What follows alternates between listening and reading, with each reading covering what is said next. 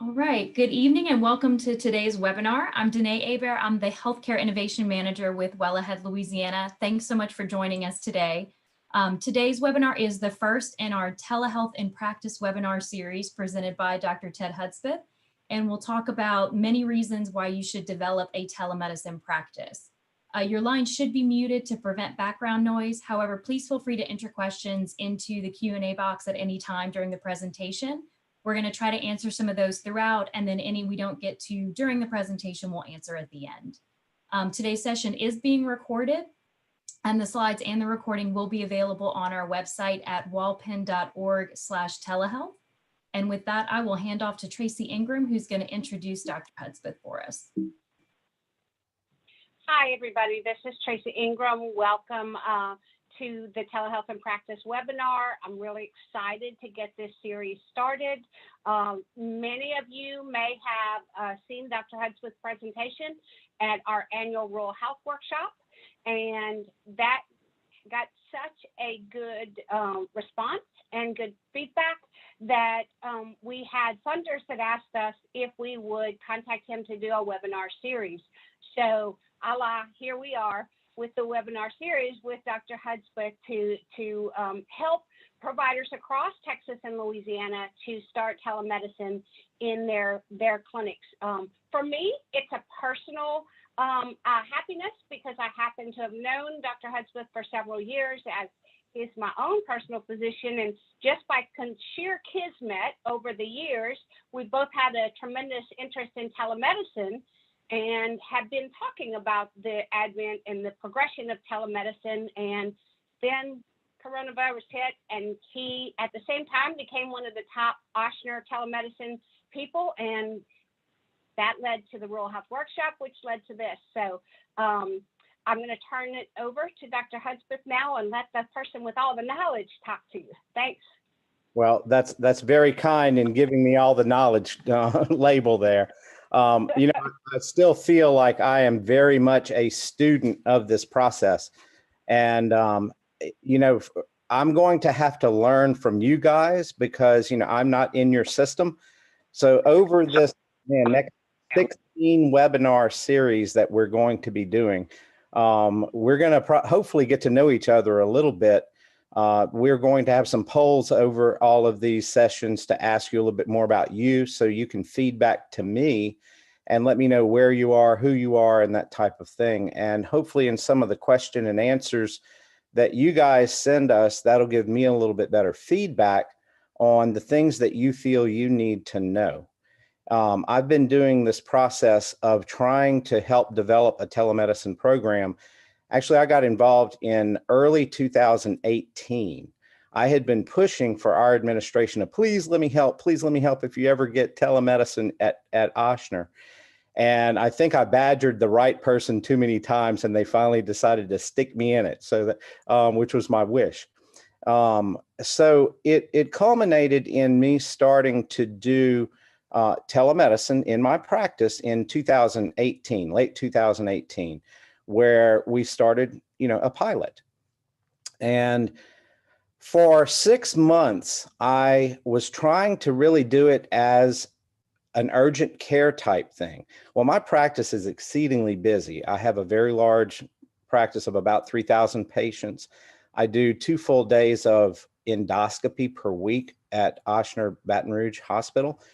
And so I didn't have a lot of free openings. So I really didn't do it the right way.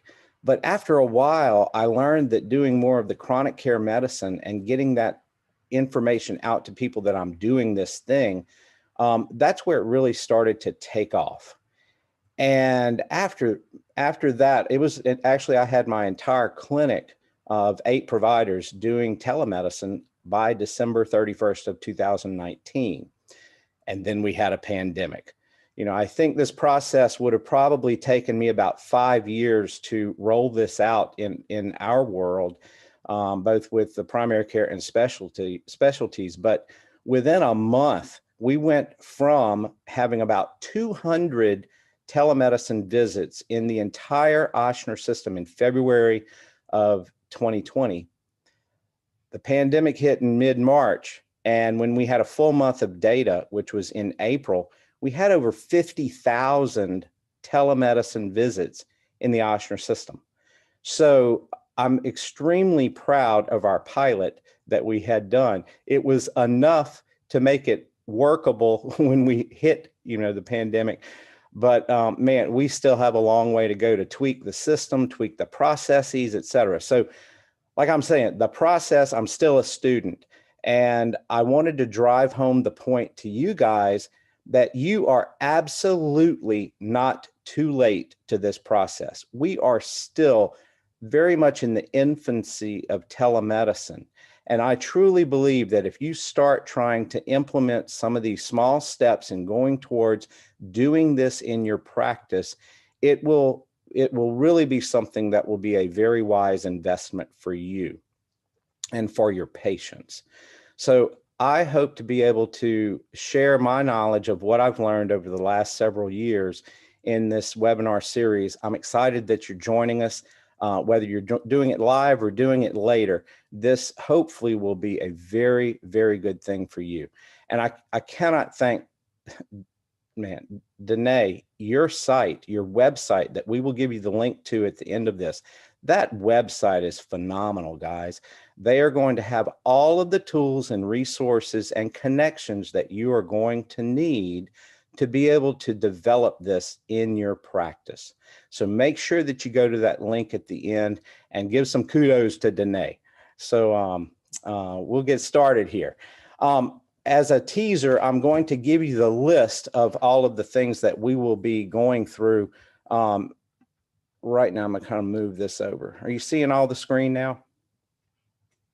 Okay, good.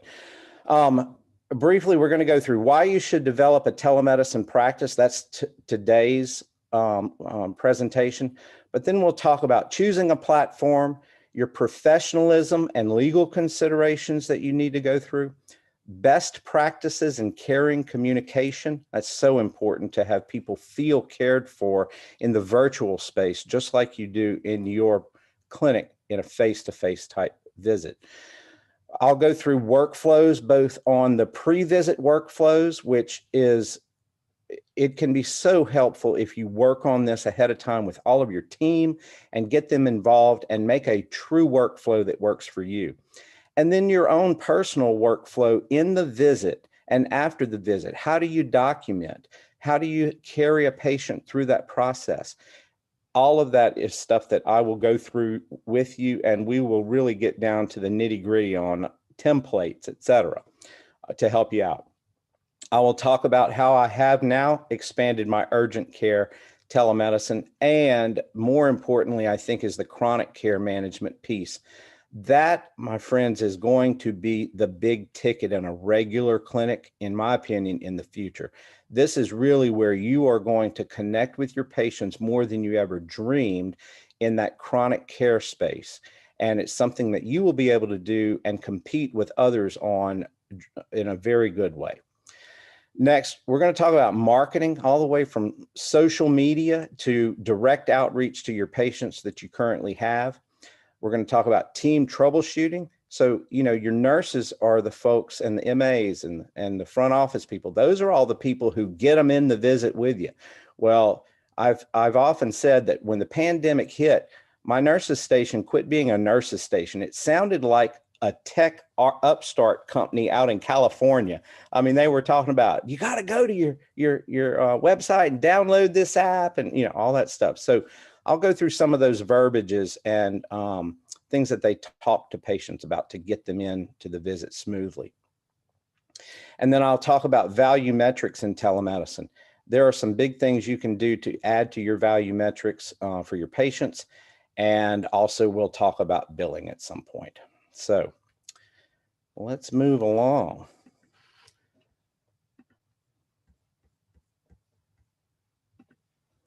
All right, so a little bit about me. I grew up in Amite, Louisiana, rural town, right? So I feel for you guys, or feel like I'm part of you guys, because I grew up in a small town and I know how it is to, see a small town doc. That's why I became what I became. I did get to become part of a very large system. However, I take care of a lot of folks from the rural areas outside of Tangipahoa Parish. From there, I went to Baton Rouge to college where I studied microbiology. And then I went to New Orleans to LSU Medical School, practicing the old charity, right? A lot of my rotations were actually in Baton Rouge at the old Earl K that many of you may have been through. And then over in Lafayette at UMC, University Medical Center. I did a lot of rotations over there. And then I went to Shreveport where I did my residency in family medicine.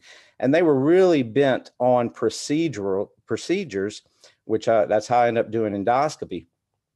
But I had one mentor there who demanded if I was going to be his mentee, I guess, I had to buy a computer because he was a computer geek. Now, this is back in 1990.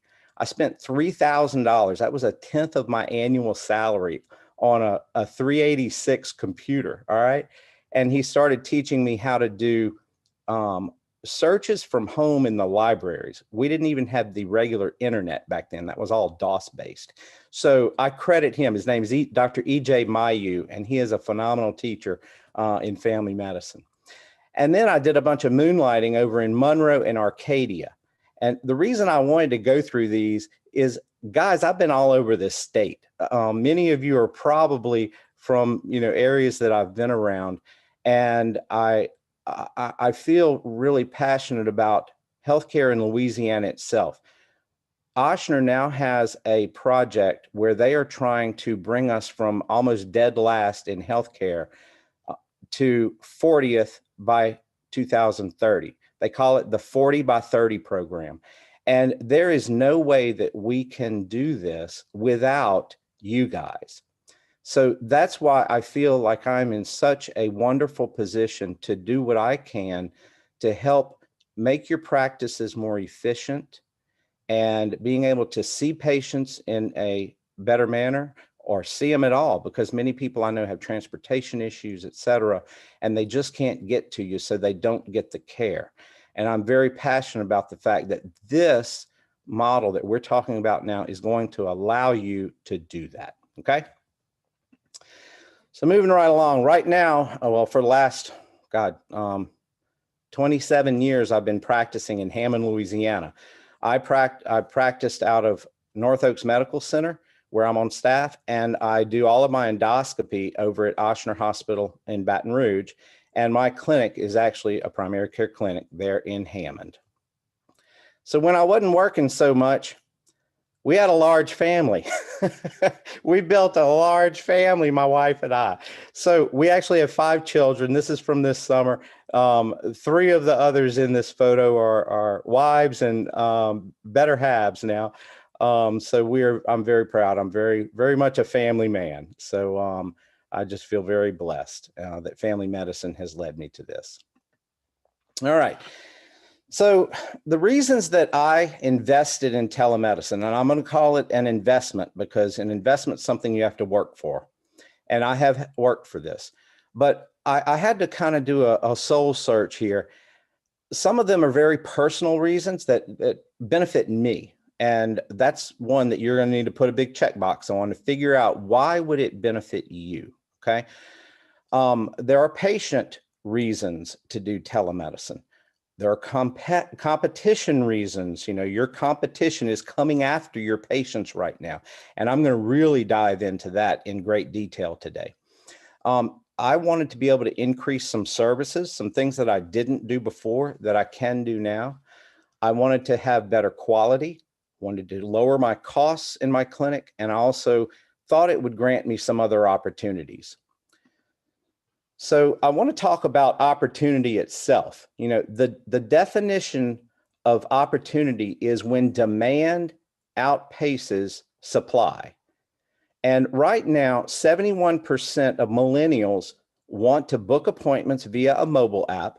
74% want to see providers virtually.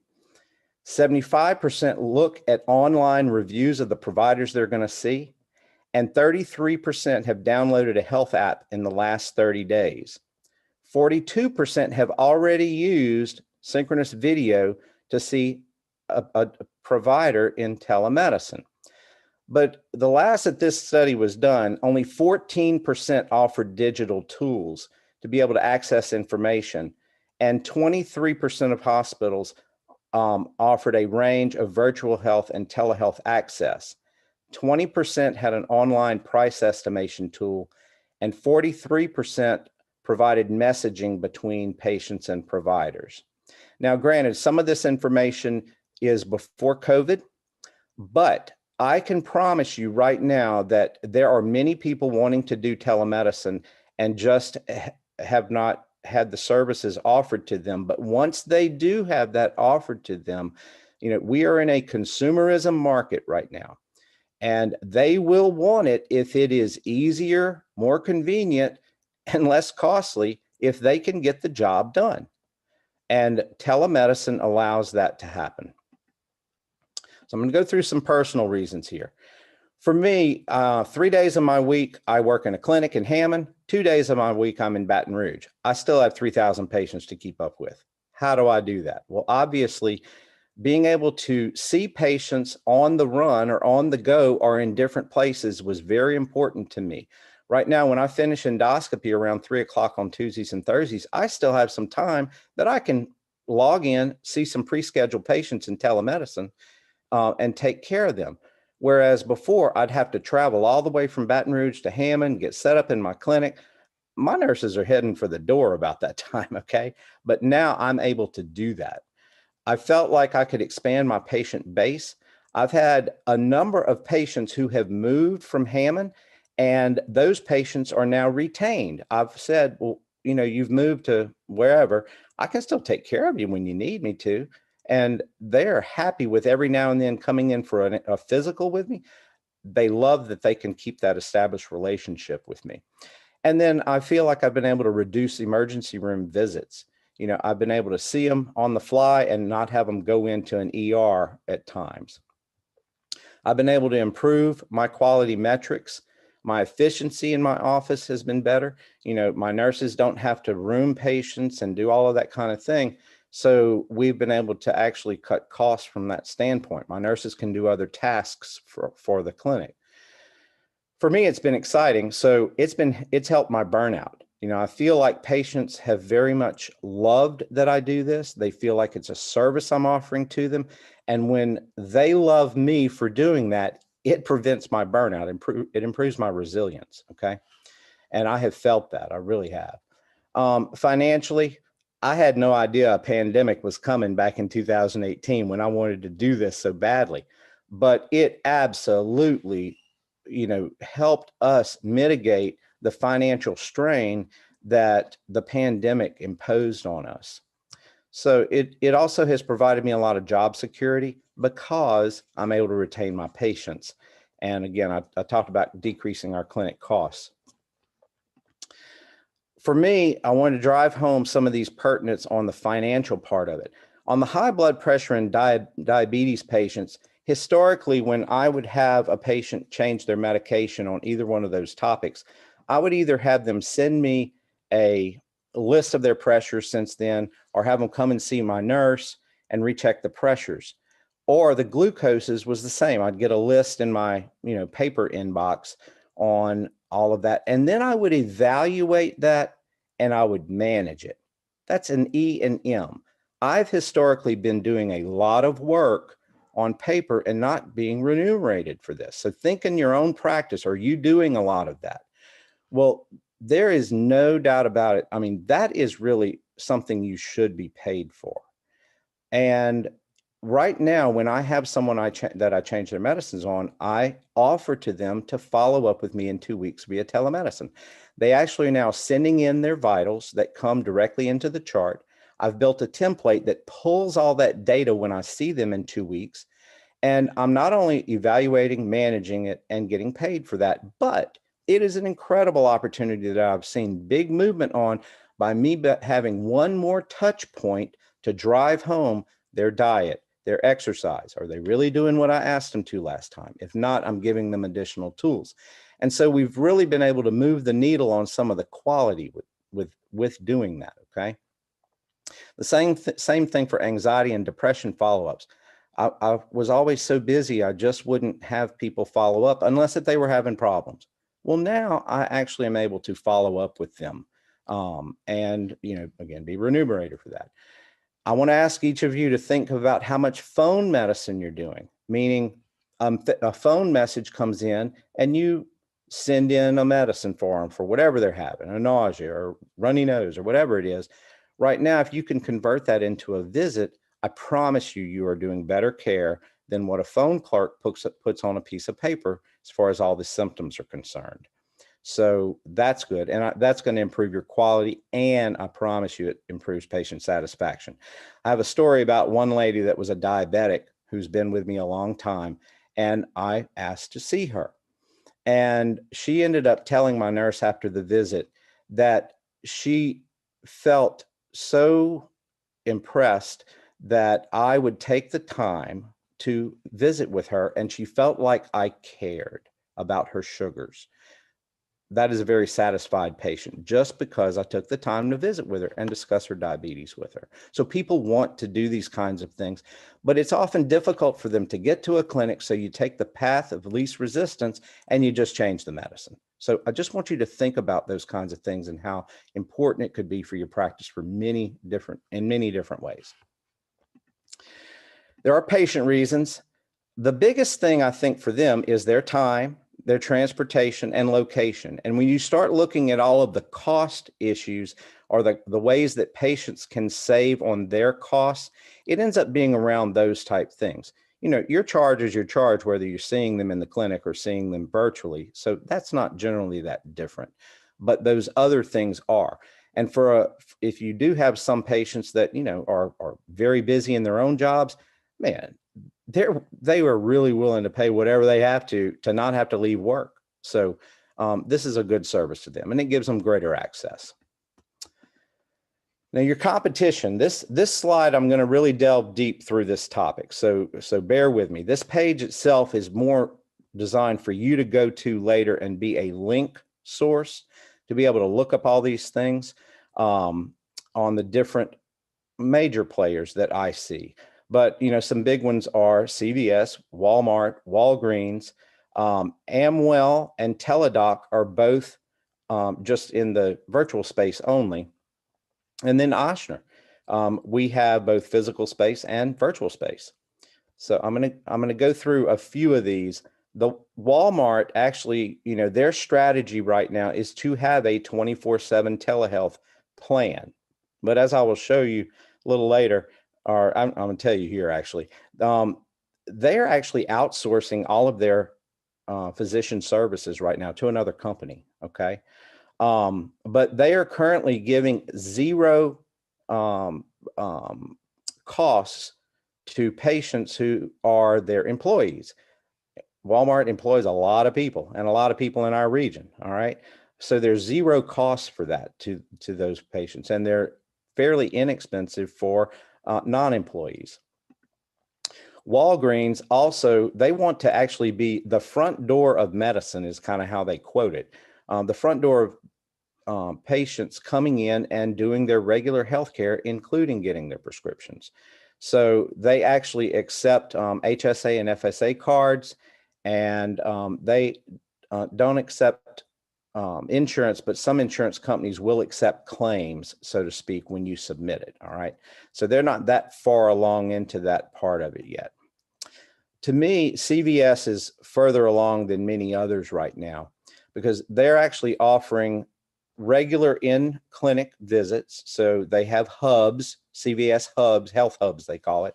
So you can do that. I'm not going to talk about that at all. I'm going to talk about their virtual offerings because they have something that's called an e-visit. An e-visit would be like their regular clinic. Say they had one, here in my city, a patient would establish with a provider there, and then they would have a preset visit with their provider through telemedicine, much like I would. Okay. And that's a little bit different from their virtual visits. Their virtual visits are really anybody can go to anybody around the country. Pretty much they can log in and see someone. So in these particular consumer video visits, they're $59 a visit, and they are available in 44 states and District of Columbia right now. They are available 24/7, and they see all of your regular, minor colds, sore throats, and all that kind of stuff. And I'm going to go into this part. Let me move. Are you seeing the video, like the pictures up there, or is it just the screen? We just see your PowerPoint, Dr. Hudspeth. Okay, good deal. I was worried about you being in the way because you're on the screen. Currently, 82% of Americans live within 10 miles of a CVS. So when you consider that, and you see Louisiana is on that, Texas is also, when you understand that availability, it frightens me. That's one of the reasons why I wanted to be in the televisit space, because I wanted to be able to service my own patients. This is a listing of the common things that they see through those e-clinic services. But I want you to really focus on this right here. You see that chronic care thing right there? This is what ought to scare just about anyone who has a private clinic, because my understanding is the estimation by 2030, I think somewhere around 80% of the healthcare dollar is going to be in chronic care management. And they are going at that square head on, I promise you. But there's not a lot that's said about that right now. So there's not a lot being publicized, but I'm going to go through and show you some of the things that are currently out there. This is directly from their website about showing all of the minor illnesses, and they're very transparent. Patients love to be having transparency, which most clinics do not have that. But these are all the common things that you could do in an urgent care type problem. But from that, you can see they have a lot of wellness services, a lot of sports physicals, DOT physicals, general medical exams, and they do TB testing, all this kind of stuff. They even have weight loss programs, stop smoking programs. These are things that some of you may do in your clinics now. But then they also have some of these other screenings like asthma monitoring and your cholesterol screenings, diabetes screenings, A1C checks. Now, all of that is what I do in my typical primary care clinic all day long. And, I want to make sure that I'm able to service my patient just like anyone else who's going after that business. And they certainly are. These are just some of the high blood pressure treatments and diabetes treatments that they do and the pricing that's along with that. And obviously, all pharmacies are doing vaccinations right now.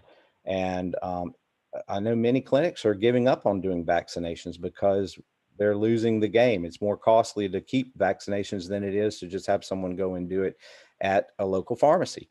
But when you do that, realize that you're opening the door to let patients get other services that these folks are going to start marketing towards. Okay. Not start. Dr. Hudspeth? Yes. We're at the 30-minute mark, just FYI. Thank you for that information. I told Tracy to please keep me on. I'm going to go through that. They're actually doing a lot of women's services now. And they're doing a lot of blood testing. So you can get your A1C tests and all that kind of stuff there. And again, all of this is very open pricing. So they are open to patients seeing that. The next thing is, their video visit services. That's where they can just log on 24/7 and see anybody pretty much in the country that is able to see people in your state. Now, these are all the states that they're licensed in.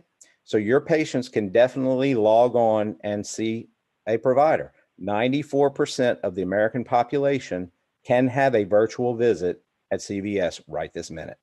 So that's big competition, guys. And those are $59 for visits, no matter what your symptoms, okay? I'm going to talk about the increased services that we've been able to do. We have a digital medicine program with both hypertension and diabetes. In this process, patients actually have all of their vital signs go directly from their cuff or their glucometer directly into our charting system. Well, those are things that are codified, and then I can pull that into notes later on, which is so awesome. And then we can manage that. But we have a team behind us, nurse practitioner, PharmDs, health coaches, dietitians, all that kind of stuff we have on that team and can help patients achieve their goals. And that doesn't involve me, which is good. You know, when you are trying to build a panel of patients and you're paid by your panel, you obviously want to have people at work at the highest level of their licensure. Okay. And some of these folks can help out in doing that. I now am able to do a lot of follow-up for my chronic medical problems, which I've already talked with you some about with the diabetes and the high blood pressure. The psychiatric part, I told you about that, doing ADD follow-ups, doing anxiety and depression follow-ups. It's excellent. And I have a little script that I use for patients when I've changed their medicine. I tell them, look, I usually follow this up in about 2 weeks. I don't know if you know, but I now do telemedicine services, and we could do this straight through your phone, like a FaceTime visit. If that's something you'd be interested in, I can get my nurse to set that up for you in 2 weeks. Would you be interested? Bam. I rarely get anyone that wants to come back to the office to see me. So that's been a really nice thing. And then I've done some healthy living planning with patients. You know, I don't need to do a physical on them at that point. I probably did their physical a few months ago, but they want to get healthy, and we go through various things with that. So in quality and access, obviously the hypertension, the diabetes, that's been a really big thing for me because I have so many of those folks in my practice. That has really improved my quality. I was able to achieve they call it the Healthy Blue quality standard this year. I've been able to achieve all those quality metrics with the company. And it was directly because of my telehealth follow-up that allowed me to do that easily this year. I also feel like I've been able to improve access to my rural patients. Many of them are elderly. It's very difficult for them to get to me to begin with. It usually involves another family member taking off of work, et cetera. So being able to manage them in this venue is awesome. I did find some studies, and I wanted to quote this one. There was 28 patients that were studied for 3 months, and they showed through a telemedicine program, they were able to improve their A1C by 16%, and there was a 4% mean weight reduction in that group. That's a cool thing, you know, to be able to show that kind of data. And I'll provide the article for you here, so make sure you check it out. For hypertension management quality, this is another one where they actually showed not only high blood pressure, but that they showed improvements in total LDL, cholesterol levels, blood pressure, and glycemic controls in this population that they studied. And there was another study here that showed improved accesses, or improved access to for urgent care problems when they had a virtual rural healthcare clinic. Psychiatry probably has been able to show the biggest improvements in quality and access. They were probably early to the game because it kind of lends itself, you know, you're just talking about things. You're not actually having to examine something, you know. And so the data really is very strong as far as improvements in their outcomes, their access, and costs. So I do provide one listing later on in the program or in the presentation where it's a bunch of articles that you can go and actually look up all the studies that have been done up to a certain date on. So I won't go through that very much, but you can have that in the PowerPoint. There have been studies showing cost reductions. In one, they reduced healthcare costs by 56% and patient travel costs by 94%. They showed an improved patient satisfaction, and this one particular hospital's revenue went up over $100,000 because of their use of telemedicine. That's that big summary slide, so we'll breeze through that. And then for me, you know, the personal opportunity of being able to do this, what I'm doing right now. You know, when you're first to anything, it often, you know, gives you some opportunities to do some really cool things. I feel like I've been blessed because within Ochsner, I've been able to become part of many committees that looked at, number one, quality. You know, how do we do a telemedicine program and be really good at it and provide better care? have a good patient experience. I've been part of committees to do that. I'm currently in a committee where we're trying to design templates that could be rolled out to the whole system that would be standardized, but would give really good information and concise information to other people who read your notes. So doing it now is going to allow you to build it like you want it. And, you know, that is, I've always been a builder myself. I feel like if I can be in there in the trenches and form it into what I want it to be and mold it into what I want it to be, I'm going to be more successful than if it's just, you know, brought down from upon high, so to speak. And you all are, as my understanding, you own your own clinic, run your own clinic, and you're accustomed to being in that position.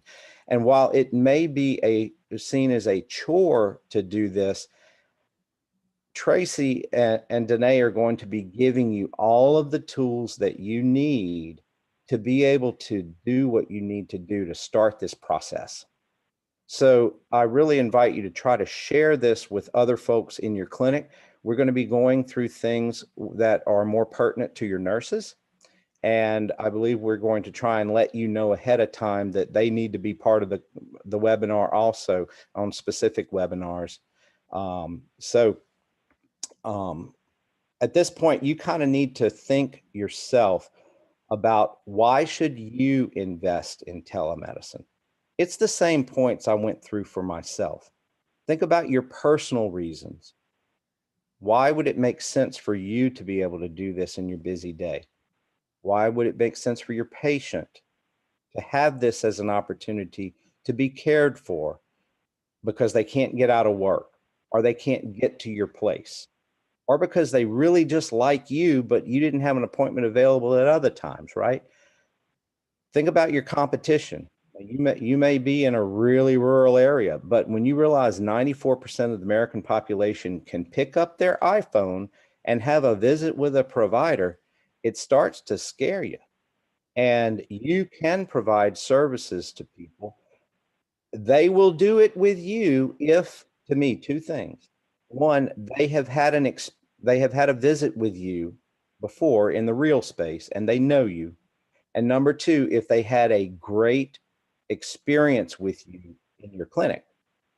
If you focus on that and have that rapport with people, all of a sudden, access through the telemedicine project will take everything else off the table. They'll do it with you. But our society is moving to where convenience trumps a lot of other things. And it's sad to say.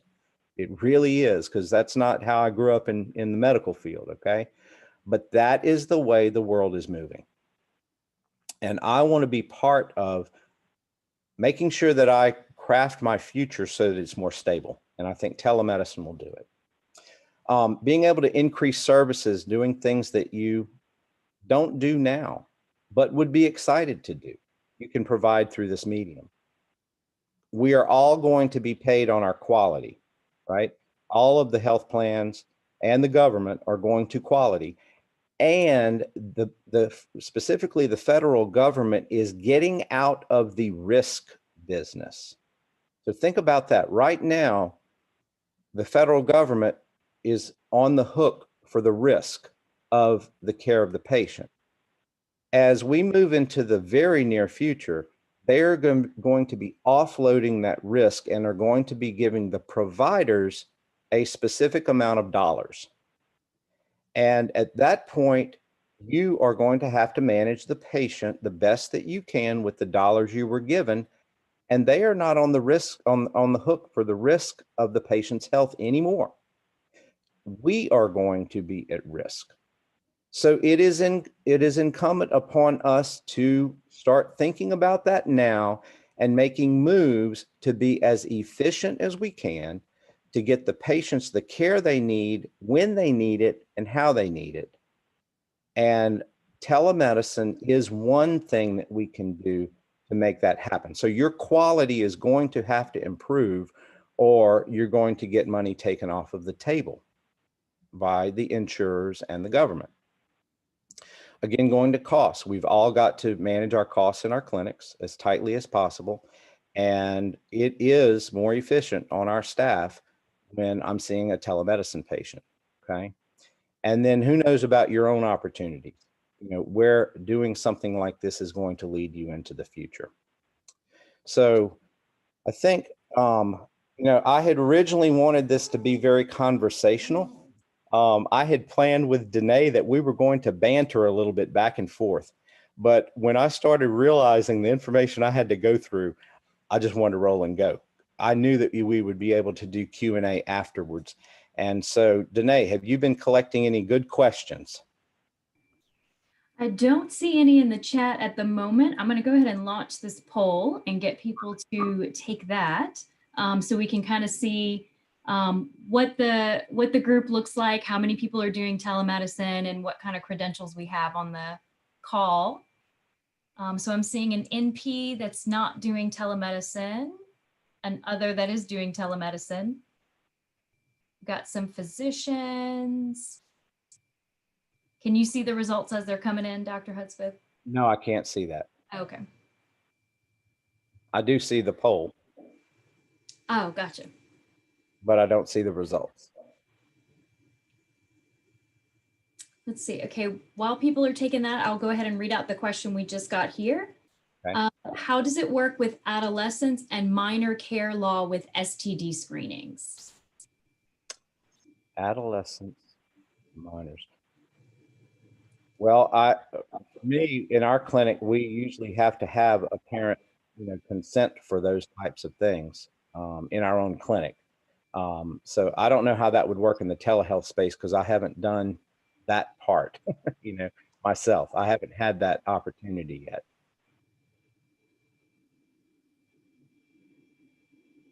Yeah, so my first thought around that adolescent minor care, I'm not super familiar with the laws around that and what you can share and what you can't share, but generally I think we like to say that it's telehealth is a delivery model, not a type of care. So generally you follow the same rules, and so you get the same type of consents. And in a telemedicine visit, you would ask the parent to leave the room if you would ask them to leave the room in person, and those sorts of things. So that's kind of my first thoughts around that. Right. And, when I do know that I'm going to be talking to a patient about sensitive topics, I upfront ask them, are you in a room alone? I've started down some histories sometimes, and I'll start asking questions, and then they start freaking out because I'm asking a question and they weren't in the room alone. So I do that as practice now. Danae, you're right. A telemedicine is a platform. So whatever your same standard of care is required in a telemedicine visit versus a regular visit. Specifically, I'll talk about ADD. In ADD treatment, the main physical component that you're needing there is a blood pressure and a pulse. So for me to see an ADD patient, I have worked with every single one of them where they are trained to upload their vitals before my visit. My templates, when I pull that up when I see them, actually pulls that data into the visit.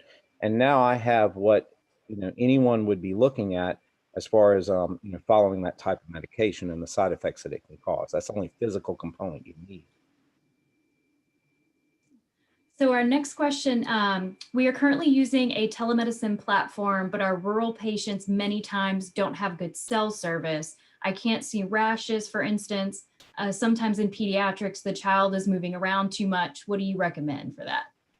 Okay, so within our own system, we do asynchronous dermatologic clinic. So patients literally send in their pictures, and then it's evaluated straight from the picture. You will definitely get a better resolution on a photo than you will on a video, just about all the time, even on our own system. Okay. So that's one way to do it. If you have a way for them to securely send you that picture, that's obviously the way you need to go. We have MyChart, which is within our own Epic system. That's a way for patients to securely, not breaking any HIPAA laws, they're able to send those photos in to us.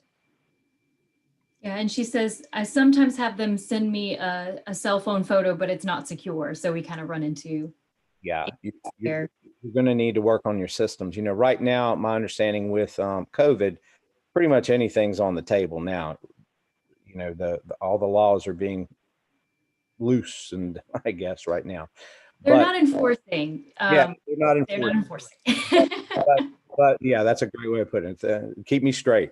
But that's going to change. I mean, we need to be doing it the right way. Yeah. So she says, I also feel like I give better care in person. How many of your telemedicine patients do you end up having to see in the office after a call anyway? I've done two. And amazing, I can pull that out of my hat, right? I've done two. One of them was a lady. It was early when COVID hit, and the lady had a cough, and she said, and my chest hurts. I said, okay, and she had a little low-grade fever. So I was having her go through her exam and everything. And I don't know even why I asked her to do this, but she said something about like her chest hurt all the way down to here and down to her epigastric area. So I had her lay on the bed and start pressing her own belly. And when she pressed on her right upper quadrant, she was like, ooh, that hurts. I'm like, what? Okay, so long story short, I brought the lady in. She had severe tenderness in her right upper quadrant. We ultrasounded her right then. We have an ultrasound unit in my office. She had a hot gallbladder. So we sent her for surgery that day. All right. And I had another similar patient. Now she had right lower quadrant pain. She ended up having a hot appendix. We did an appendectomy on her that night. So, but I brought her to my office first for me to press on her belly. Okay. But those are the only two I've really had to do that I can think of in my year and a half of doing this now. And in your experience, how are you getting vital signs from your patients? Well, we have a program where we actually are having, especially for the ADP patients, because it's critical that I have accurate pressures on those folks for my documentation purposes.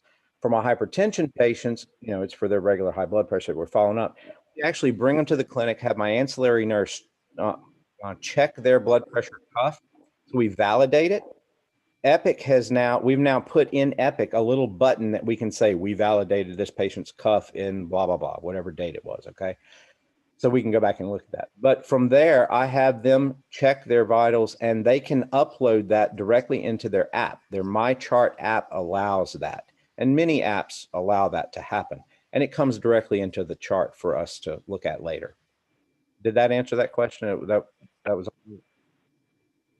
Yeah, the question was, how do you get their vitals? But it looks like you guys have a mechanism of doing it through your EMR system. We do. And then if they aren't as savvy as some need to be, to do that, then they tell me what they had and I'll enter the data. So it's codified. It's got to be codified or we don't get credit for it in our actual encounter. Okay.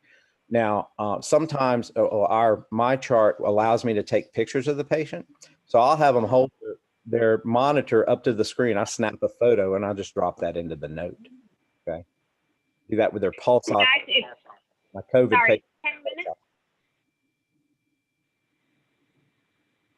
We're at the 10-minute mark, and I wanted to make a note, Dr. Hudspeth. There's a discussion about systems and way systems and work and getting that. That is part of this webinar about how to evaluate systems for telemedicine. Is that correct? Yes, our next webinar will be on how do you pick a tool. So I'm not going to sell you any one particular tool, but I'm going to go through all of the things I feel you really need to look for in a tool. There are things that now my MyChart and my Epic do that I never dreamed I would want to do or need to do. And so I'll kind of flesh all of those things out for you just to think about. So when you do go to market, you can pick your checklist of things that you need to have and go from there. Let's see. Thank you very much for your informative presentation. Looking forward to the others. There you go. So we do, I see a couple people still haven't answered the poll that we sent, so I'm going to leave that open for just another minute. If you haven't answered that, please do, so we can just kind of get a feel for who we have on the webinar today. Okay, and I did want to, on this slide, I want to ask everyone to please go to that Well Ahead website, the walpen.org telehealth. That is really where everything is going to be for this series going forward. And you can direct your staff to it to go back and look at a part that maybe you think they need to see or may be interested in. Yes, and on that website, we'll link the recording and the PowerPoint from today and for all the future sessions as well. And there's also at the bottom of that page, there's a question form. So you can submit questions through there, or you can submit questions to that wellahead@la.gov email address as well.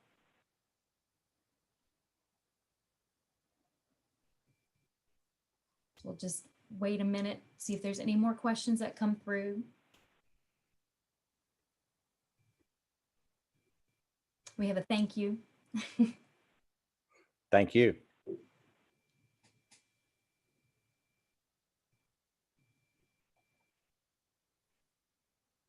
All right, so I'm going to share the results of the poll. So looks like of the people who answered, most people are doing telemedicine. Can you see these results, Dr. Hudspeth? Wow, 86%. That's awesome. Yeah, and it looks like we have mostly NPs and PAs and MDDO and then some other, which I think we kind of anticipated based on the rural providers. I know a lot of rural providers are nurse practitioners and physician assistants. So that seems right in line. So let me say here, if there are that many people who are already doing telemedicine, you know, that information really color my future presentations if I know a little bit more about, you know, what you're using, what you're doing, what pitfalls you're having, or challenges you're having. So if you could somehow maybe submit some of those thoughts to Danae, who can get those to me, it would really be nice to know, because maybe I can be a little bit more focused on what your needs are. Yeah, you can use the form on the website, on that telehealth webpage. You can submit comments in there about kind of what questions you have, where you'd like us to focus in future webinars in this series, or you can email me directly. We don't have a slide with my email address on it, but I'll read it out for you. It's danae.hebert@la.gov. So DENAE.HEBERT@la.gov. So feel free to email me directly, or you can submit on the form on our website, or you can email wellahead@la.gov. They'll all end up in my inbox, regardless of which one you use. And I will pass that information along to Dr. Hudspeth.